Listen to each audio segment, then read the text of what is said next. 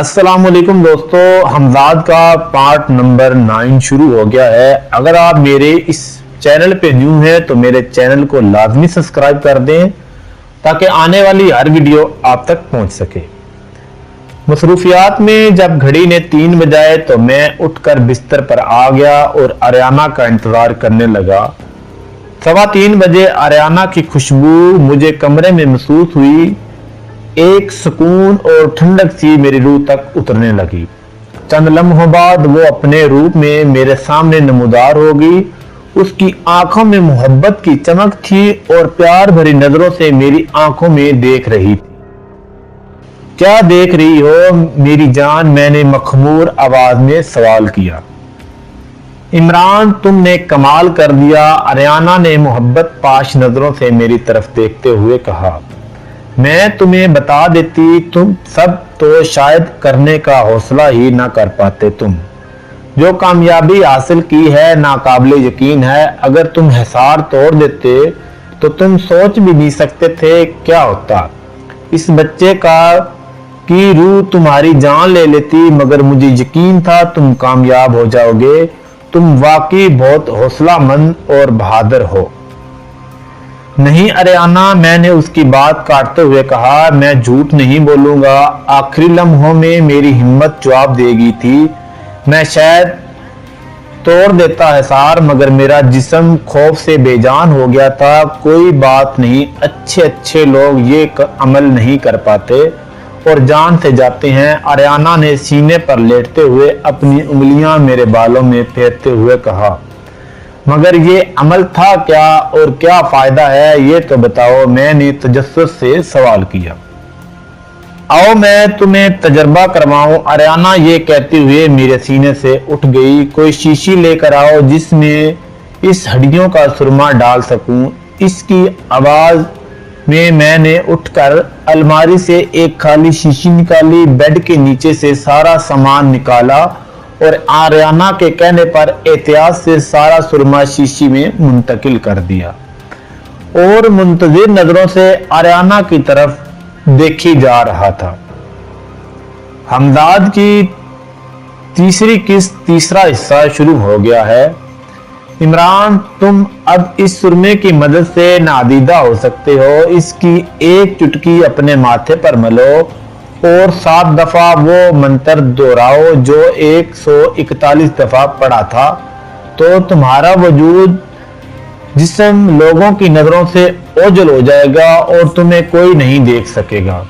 इसी तरह एक चुटकी अगर किसी शख्स के माथे पर मल कर 7 दफा मंत्र पढ़कर फूंक मारोगे तो वो शख्स भी नादीदा हो जाएगा। लोगों की नजरों से ओझल तुम नादीदा होगे तो तुम्हारा वजूद हवा की तरह हो जाएगा। तुम हर दीवार हर चीज में से गुजर सकोगे। तुम किसी चीज को छू सकते हो, पकड़ सकते हो, मगर कोई तुम्हें नहीं छू सकता। इस बात को इस तरह समझो, अगर तुम अपने हाथों से पत्थर उठाओ तो तुम्हारे हाथ में पत्थर आकर नादीदा हो जाएगा। जब उसे हाथ से छोड़ दोगे तो वो असली शक्ल में आ जाएगा। जब तुम्हें वापस इस जिस्म का पाना हो तो वही मंत्र दोबारा 7 दफा दोहराना, तो तुम अपने जिस्म में जाहिर हो जाओगे। आर्याना ने तफसील से सब समझाते हुए कहा। मैं हैरत और एहतजाब से आर्याना की बात सुन रहा था और इतनी जबरदस्त ताकत हासिल होने पर बेइंतहा खुशी महसूस कर रहा था। तुम नादीदा होगे तो तमाम किस्म की मखलूकात को देख सकोगे। आर्याना ने मेरी खुशी को महसूस करते हुए मेरी मालूमात में इजाफा किया। क्या मतलब? मैंने हैरत से सवाल किया। आर्याना कहने लगी, मतलब ये कि अगर तुम्हारे इर्द गिर्द कहीं भी कोई जिन, भूत, परी, चड़ेल, डायन या कोई भी मखलूक होगी तो तुम उसे देख सकोगे। ये अलग दुनिया है जो तुम्हें नादीदा होकर नजर आने लगेगी। गोया तुम तमाम मखलूकात भी तुम्हें अपनी तरह कोई रूह समझेगी। कभी गलती से भी किसी को मुखातब मत करना, ना ही किसी से टकराना। खोपड़ी में जो तय में लगा हुआ सुरमा हो वो उंगली से अपने माथे पर मलो और मंत्र पढ़ो। देखो नादीदा हो रही हूँ। जब सुरमा लगाकर मंत्र पढ़ोगे तो मुझे भी देखने पर कादर होगे। मैंने आर्याना की हिदायत पर अमल किया और अपने जिस्म को नादीदा होते हुए देखकर खुशी मेरे चेहरे से फूटने लगी। मैंने नजर उठाई तो आर्याना को अपने मध्य मुकाबल पाया। जबरदस्त यार, ये तो बहुत जबरदस्त अमल है। मैंने ये कहते हुए आर्याना का हाथ थामने की कोशिश की, मगर नादीदा हालात में रूह को छूना वैसा ही तजर्बा था जैसे मैं अपने नॉर्मल जिस्म में आर्याना को छूने से कासर होता हूँ।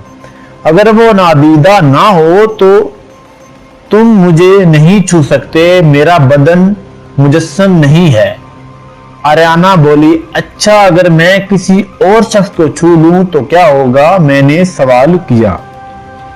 अगर किसी जानदार जिस्म को छूओगे तो नहीं छू पाओगे, तुम्हारा जिस्म हवा है, इसमें से गुजर जाएगा। हाँ, बेचान चीजों को तुम छूओगे तो भी कुछ नहीं होगा। अगर किसी छोटे से पत्थर को हाथ की मुट्ठी में बंद कर लो तो नादीदा हो जाएगा वो, या किसी चीज को अपने लिबास के अंदर छुपा लो तो भी नादीदा हो जाएगी वो चीज। और जब तुम नादीदा होगे तो तुम्हारी आवाज सब लोग सुन पाएंगे। अगर बोलोगे तो इस बात का ख्याल रखना। आओ बाहर चले, तुम्हें एक नई दुनिया देखोगे। तुम अपने इर्द गिर्द आर्याना तफसील बताते हुए बोली और मेरा हाथ थाम कर उसने कदम बाहर की तरफ बढ़ा दिए। आर्याना ने मुझे रोका और खोपड़ी वाला थैला उठाने का कहा, जिसे उठाकर मैंने शर्ट के अंदर अटका लिया। अब थैला भी नादीदा हो चुका था। मैंने आर्याना के साथ कदम बढ़ाता हुआ दीवारों को पार करता सड़क पर आ गया। ये मेरी जिंदगी का बहुत अनोखा तजर्बा था। चलते चलते हम गुलशन ज़िया कॉलोनी की तरफ चलने लगे। मैंने आर्याना से सवाल किया, तुम दिन में कैसे आई और साधु कहाँ था? इतना वक्त कैसे मिल गया? साधु अपने काम से शहर की तरफ गया था, इसलिए मुझे इतना वक्त मिल गया आने का, और मुझे खुशी है तुम अपने मकसद में कामयाब रहे। बातें करते ज़िया कॉलोनी क्रॉस करते हुए नदी के पुल के पार गुलशन शमीम के पास वाली सड़क से हम यासीन आबाद कब्रिस्तान की तरफ मुड़ गए। रात के वक्त सड़कों पर सन्नाटा था। इक्का दुक्का गाड़ियां या बाइकें गुजरती नजर आ रही थी। हम सड़क के दरमियान में चल रहे थे। हमारे पीछे से किसी गाड़ी की लाइट्स चमकी और जब तक मैं मुड़कर देखता गाड़ी हमारे बेहद करीब पहुंच चुकी थी। पलट कर देखा तो गाड़ी को चंद फुट दूर पाया जो गोली की रफ्तार से हमारी तरफ बढ़ती आ रही थी। मैंने आर्याना का हाथ पकड़ा और उसे साइड पर खींचा, मगर वो गाड़ी हमारे सर तक पहुंच चुकी थी और हमें कुचलती हुई सीधी मोहम्मदी कॉलोनी की तरफ चली गई। मगर ये मेरे ज़हन में आने वाला ख्याल था, बस मैं भूल चुका था हम नादीदा हैं और हमारा वजूद हवा है। वो गाड़ी हमारे जिस्मों से गुजरकर आगे बढ़ चुकी थी, मगर मेरी सांसें बेकाबू हो गई थी। आर्याना मेरी हालत देखकर कहका लगाकर हंस पड़ी और बहुत देर तक मेरा मजाक उड़ाती रही और मैं किसियानी हंसता रहा। चलते चलते हम कब्रिस्तान में दाखिल हो गए। रात के इस पैर अंधेरे में भी आर्याना का हाथ थामे डर खौफ बिल्कुल महसूस नहीं हो रहा था। और एक और बात जो बहुत अनोखी नादीदा होने के बाद मैंने देखी, जहां तो रोशनी मौजूद थी वहां तो नॉर्मल नजर आ रहा था, मगर जहां अंधेरा था वहां भी मुझे वाज़ा नजर आ रहा था, जैसे अनफ्रेंड दूरबीन फुट हो मेरी आंखों में जो अंधेरे में भी दिखाती हो। बस फर्क ये था कि अंधेरे में सबसे पीले रंग में नजर आ रहा था। एक यही क्या हर चीज में और अनोखी थी मेरे लिए। कब्रिस्तान में चलते चलते आर्याना की रहनुमाई में हम इस बच्चे की कब्र के पास पहुंच गए। आर्याना ने इशारा किया कि थैले से खोपड़ी निकालकर वापस कब्र में डाल दो। मैंने शर्ट के अंदर से थैला निकाला और इसमें से इस बच्चे की टूटी हुई खोपड़ी निकालकर झुककर कब्र में डाल दी और थैला एक साइड पर फेंक दिया। कब्रिस्तान में कहीं कहीं हवेला नमा वजूद नजर आ रहे थे। मेरे इस्तफसार पर आर्याना ने बताया, कब्रिस्तान में कहीं कहीं हवेला नमा वजूद नजर आ रहे थे। मेरे इस्तफसार पर आर्याना ने बताया, ये वो रूहें हैं जो इस दुनिया में भटक रही हैं। मुझे ये सुनकर खौफ महसूस हुआ, मगर मैंने इजहार नहीं किया। वहां से हम चलते चलते कब्रिस्तान के दरवाजे पर पहुंचे।